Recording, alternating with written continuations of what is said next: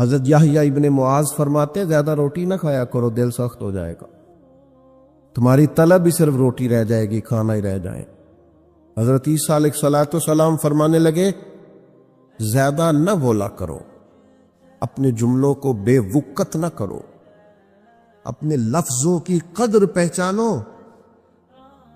جو لوگ زیادہ بولتے ہیں ان کے دل سخت ہو جاتے ہیں۔ آپ کی باتیں تھوڑی ہوں، معنی خیز ہوں، حکمت امیز ہوں، تھوڑے جملے ہوں، جچی تلی نپی شستہ شائستہ گفتگو ہو، وہ کیا کرے گی؟ وہ دل کو نرم کرے گی۔ حضرت بشر حافی رحمت اللہ علیہ بغداد کے پیر تھے، ننگے پاؤں چلا کرتے، اور اللہ نے انہیں یہ کمال دیا تھا کہ جب تک وہ بغداد کی گلیوں میں ننگے پاؤں چلتے تھے کچھ جانور گوبر بھی نہیں کرتا تھا۔ اتنا بڑا صوفی، بغداد کا ایک تاجر کہتا مجھے بھی بابا اچھا لگتا تھا۔ کیوں جی؟ کہتے اس لیے کہ بابا جی نہ جمعے والے دن فرض پڑھ کے گھر چلے جاتے تھے، باقی نماز نہیں پڑھتے تھے۔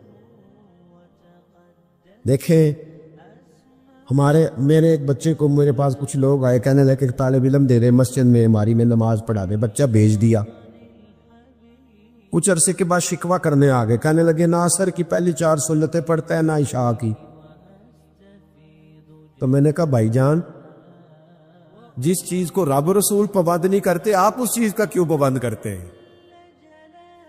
بھئی غیر مؤکدہ سنتیں چاہے کوئی پڑھے چاہے، بولیے، کہتے نہیں اسی نہیں پڑھنی، امام تو چاہیے نہ پڑھے۔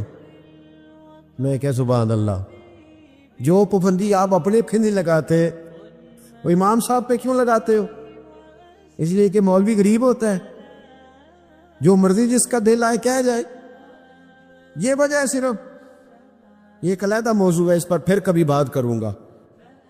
ہم نے سب سے زیادہ استحسان ان لوگوں کا کیا ہے جو ہماری مسجدوں میں 5 اذانیں پڑھتے اور جماعتیں کراتے، سب سے زیادہ تکلیف ہم نے ان کو پہنچائی۔ بہرحال یہ عنوان نہیں، ورنہ اس پر بڑی تفصیل سے بولتا۔ میرے عزیز، وہ شخص کہنے لگا کہ بشر حافی رحمت اللہ علیہ نماز فرض پڑھ کے چلے جاتے تھے، تو میں کہتا تھا اتنا بڑا پیر ہے تو باقی نماز پڑھتا ہی نہیں۔ حالانکہ مسجد میں فرض پڑھنا ضروری ہے، باقی جہاں جس کا دل کرے پڑھے۔ کہتے ایک دن نہ لوگ مجھے کہنے لگے یار تو کیوں نہیں بابا جی کو مانتا، اتنے اچھے آدمی۔ اتنے میرے دل میں خیال آیا تحقیق تو کروں، مولوی صاحب جمعہ کے فرض پڑھ کے جاتے کہاں ہیں؟ کہتے حضرت نے جمعہ مسجد میں پڑھا، جماعت کے ساتھ نماز پڑھ کے نہ تو باہر نکلے فرض، تو میں چوری چوری تجسس کے ارادے سے جاسوسی کے لیے پیچھے ہو گیا۔ حضرت بشر حافی کی دکان پہ گئے تو وہاں سے نان خریدے۔ میں نے بدگمانی کی۔ میں نے کہا اوہو، مولوی کو بھوک نے ستایا تھا، روٹی کے پیچھے اس نے سنت نفل چھوڑ دیے۔ کہتے وہاں سے وہ تھوڑا آگے بڑھے تو ایک کباب کی دکان سے کباب خریدے، تو میں نے کہا دیکھو اس کی عمر دیکھو اور ذائقے دیکھو، یہ کباب سے کھائے گا۔ کہتے وہ نان اور کباب لے کے جنگل کی طرف گئے تو میں نے تیسری بدگمانی کی، میں نے کہا اب سبزے پہ بیٹھ کے کھائے گا۔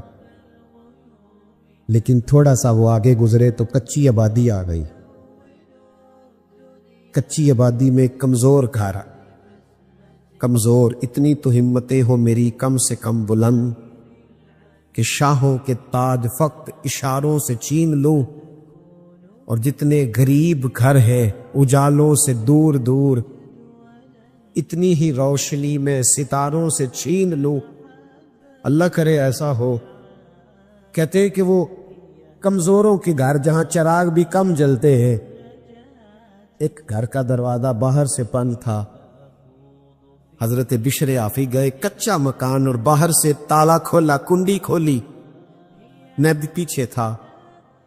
جب وہ اندر داخل ہوئے تو میں سوراخ میں دیکھنے لگا، ایک نابینا اور فالت زدہ بوڑھے بزرگ بیٹھے اور ان کے منہ سے پانی نکلا ہوا ہے۔ کہتے جناب بشر حافی، بہت سارے مریدوں کے پیر، کہتے وہ آگے بڑھے، مٹکے سے پانی پیالے میں ڈالا اور پھر بابا جی نے اپنی پگڑی کھول کے پانی میں بھگو کے اس بزرگ کا منہ صاف کیا، اور کہتے پھر اتحیات کی حالت میں بیٹھ گئے۔ پہلے پانی پلایا اور پھر نان اور کباب کا پہلا لقمہ توڑ کے بابے کے منہ میں رکھا اور کہنے لگے بابا جی ناراض نہ ہونا، جمعے والے دن ذرا آنے میں دیر ہو جاتی ہے، ابھی تو میں نے نفل اور سنتیں بھی ادا کرنی ہے۔ وہ شخص کہتا ہے میں باہر کھڑا تھا، میری چیخیں نکلنے لگ گئی، میں رونے لگا، آنسو بند سبق کا توڑ کے باہر آ گئے۔ حضرت بشر حافی نے جب یہ کہا تو بزرگ رو پڑے، کہنے لگے بشر 14 سال ہو گئے، 14 سال تو روز میری روٹی لے کے آتا ہے، پتہ نہیں میری زندگی کتنی لمبی ہے، میں کب تک بوجھ بنا رہوں گا۔ کہتے حضرت بشر حافی نے آنسو صاف کیے اور کہنے لگے بابا چپ کر، یہ جو سارا زمانہ میری عزت کرتا ہے تو یہ نفلوں کی وجہ سے نہیں کرتا، یہ میرے چلوں عبادتوں کی وجہ سے نہیں کرتا۔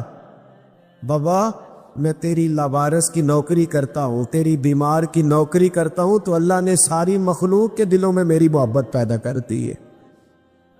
ارے خدا کے بندے تو ہیں ہزاروں، بنوں میں پھرتے ہیں مارے مارے، میں اس کا بندہ بنوں گا جس کو خدا کے بندوں سے پیار ہوگا۔ میرے بھائی غور کرنے کا مقام یہ ہے، اچھی سوچ۔ وہ تاجر کہتا حضرت بشر حافی باہر نکلے تو میں پیروں میں بیٹھ گیا، میں پیروں میں نے کہا بابا جس چیز کو میں تیرا عیب سمجھا کرتا تھا وہ تو تیری سب سے بڑی خوبی نکلی، اور بھائی کچھ تو مجبوریاں رہی ہوگی، یوں ہی کوئی بے وفا نہیں ہوتا۔ اچھی سوچے پروان چڑھے، جس معاشرے کی سوچ اچھی ہوتی ہے وہ معاشرہ صحت مند ہوتا، جس معاشرے کی سوچ اچھی ہوتی ہے اس معاشرے میں لوگ ایک دوسرے کے ساتھ جڑے ہوئے ہو، جس معاشرے کی سوچ اچھی ہوتی ہے وہ معاشرہ بڑا قیمتی ہو۔ اپنے گھروں میں اچھی سوچ، ابا جی گھر میں نا اگر چاہتے ہیں نا گھر میں سکون ہو تو اپنی بیوی کی تعریف کریں گھر میں بیٹھ کے۔ میرے ابا جی کسان تھے، میری اماں اپنا نام نہیں لکھنا جانتی تھی، لیکن بڑا زمانہ بیت گیا، جب کچھ ایڑے ترچھے لفظ پڑھنے لکھنے کے قابل ہوئے تو سمجھ آئی کہ وہ تو یونیورسٹی کا درجہ رکھتے تھے لوگ، وہ تو بڑے لوگ تھے۔ ابا جی آدھی رات کو جب کدال اٹھاتے کئی اٹھاتے کہتے کھیتوں کو پانی دینے جا رہا ہوں تو دروازہ بند کر لو، تو میں اٹھ کے دروازے کی کنڈی لگانے جاتا، واپس آتا تو میری اماں بولتی کہتی پتر تواڈے پیو نے کدے سکھ نہیں ویکھیا، ساری زندگی تمہارے لیے لگا دا۔ تو ایک شوق پیدا ہوتا والد کی خدمت کا، تڑپ۔ اور ابا جی کے پاس کبھی کبھی بیٹھتے تو ابا جی کہتے بیٹے تمہارے ننیال والے امیر تھے، میرا گھر غریب تھا، پر تمہاری اماں نے تمہاری خاطر وہاں چپ کر کے صبر سے وقت گزارا، ماں کی نوکری کیا کر۔ او بھائی اگر تو سارا دن بچوں کو اپنی بیوی کے خلاف ہی لیکچر دے گا تو تیری بیوی تیرے خلاف لیکچر نہیں دے گی، تو گھر کی تباہی کا سب سے بڑا سبب تو ہم خود بنتے۔ جس گھر میں میاں بیوی اکٹھے نہیں ہیں تو بچے بیچارے کدھر گئے، اس کی سنیں کہ اس کی سنیں؟ وہ دیکھو قرآن ہماری تربیت کرتا ہے، قرآن فلما بلغ معه سعیا، دیکھو قرآن تربیت کرتا ہے۔ حضرت جناب ابراہیم چھوڑ آئے ہیں بیٹے کو، اور ڈھیر ساری روایتیں بتاتی ہیں کہ 13 سال دوبارہ گئے نہیں حضرت اسماعیل کو دیکھنے، 13 سال۔ اور کچھ روایتوں میں اگر ان کا جانا ہے بھی تو جانا ہے، وہاں رکنا موجود گئے ہیں اور آ گئے۔ 13 سال جس باپ نے بیٹے کو پلٹ کے نہیں دیکھا، نہ اسکول بھیجا، نہ کوئی اس طرح کا پیار کیا، لیکن قرآن کہتے ہیں جب بیٹا تھوڑا سا ساتھ چلنے کے قابل ہوا تو کیا کہا، بیٹے میں نے خواب دیکھی انی اذبحو کا، میں تجھے ذبح کر رہا ہوں، میں تجھے۔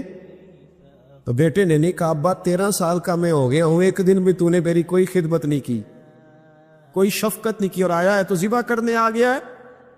تمام مفسرین کو دیکھ لے اور تفصیل سے پڑھنا ہو تو علامہ اسماعیل حقی علیہ رحمہ کی تفسیر روح البیان کھولے، علامہ اسماعیل حقی فرماتے ہیں کہ جناب ہاجرہ نے اپنے بیٹے کے دل کی گہرائیوں میں بات اتار دی تھی کہ بیٹا خبردار، اپنے ابا کے بارے میں برا نہ سوچنا، تیرا باپ معمولی آدمی نہیں ہے، انہیں تو اللہ نے اپنا خلیل بنایا ہوا ہے۔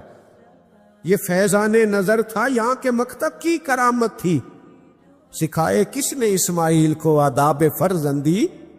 یہ جناب ابراہیم کا فیضان نظر تھا، اور حضرت ہاجرہ کے مکتب کی کرامت تھی۔ سکھائے اس نے اسماعیل کو آداب فرزندی۔ لیکن اماں بچے کو پیدا کرتی ہے، پالتی ہے، جوان کرتی ہے، خود بہو لے کے آتی ہے، پھر وہی اماں اگر 10 منٹ اپنے بیٹے کو اب اس کی بیوی کے پاس سے اٹھا کے لاتی ہے نا کہ بیٹے ادھر آ 2 منٹ میری بات سو، تو بہو سوچنے لگ جاتی ہے میرے خلاف ہی پراپوگنڈا ہو رہا ہے۔ بھئی وہ پہلے دن ملاقات ہوئی ہے، اس کا بیٹا ہے، اس نے جنا ہے، اس نے پالا ہے، تجھے پال کے تیرے خلاف ہی بات کرنی تھی۔ اس نے اپنے گھر میں مثبت سوچ کو پروان چڑھائے، مثبت سوچ۔ اور جہاں تک ساس کا تعلق ہے، ہم تو بچپن سے بچی کو کہتے ہیں کہ ساس ظالم ہوتی ہے، کہتے نہیں ہیں؟ جب تو جائے کہ سسرال تو لاگے پتہ جائے گا، کیوں؟ ساس ڈائن ہوتی ہے، کھا جائے گی وہ، کیوں مثبت سوچ نہیں دیتے؟ اور اگر کبھی اماں کے پاس بیٹا بیٹھا ہے تو بیٹی آئی ہے، بہو آئی ہے، اس نے کہا ذرا 2 منٹ میری بات سننا، بھی میاں بیوی کی بہت ساری پرائیویسی ہوتی، ان کی زندگی ہن لباس لکم وانتم لباس لہن، ایک دوسرے کا پردہ ہوتے۔ سمجھ آ رہی ہے نا میری باتوں کی؟ اب اگر کبھی لے گئی بیوی اٹھا کے خاوند کو تو اماں کہتی ہے بس میرے خلاف ہی بات ہو گئی۔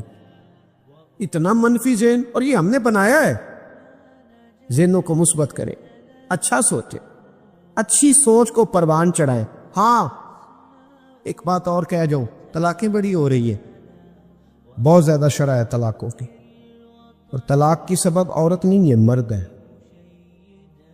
عورت بیچاری کی تو عقل آدھی ہے، وہ تو بیوقوفی کرے گی، آدھی ہے نا عورت کی عقل، تو خامد صاحب کی جی ذمہ داری کس کی زیادہ ہے؟ ناراض ہو گئے آپ لوگ؟ چلے ہو جائے، کوئی بات نہیں، میں تو بات صحیح کر رہا ہوں۔ پوری کس کی ہے؟ تو پھر گھر کس نے بتانا ہے؟ اللہ تعالیٰ نے طلاق کی گرہ کس کے ہاتھ میں رکھی؟ تو پھر جو روز گرہ کھولتا ہے غلطی اس کی ہے نا۔ خامد کا بڑا حوصلہ چاہیے، بڑا حوصلہ بڑا کرے اپنے گھر کے اندر۔ اگر وہ چاہتا ہے ماحول اچھا رہے تو وہ حوصلہ بڑا رکھے۔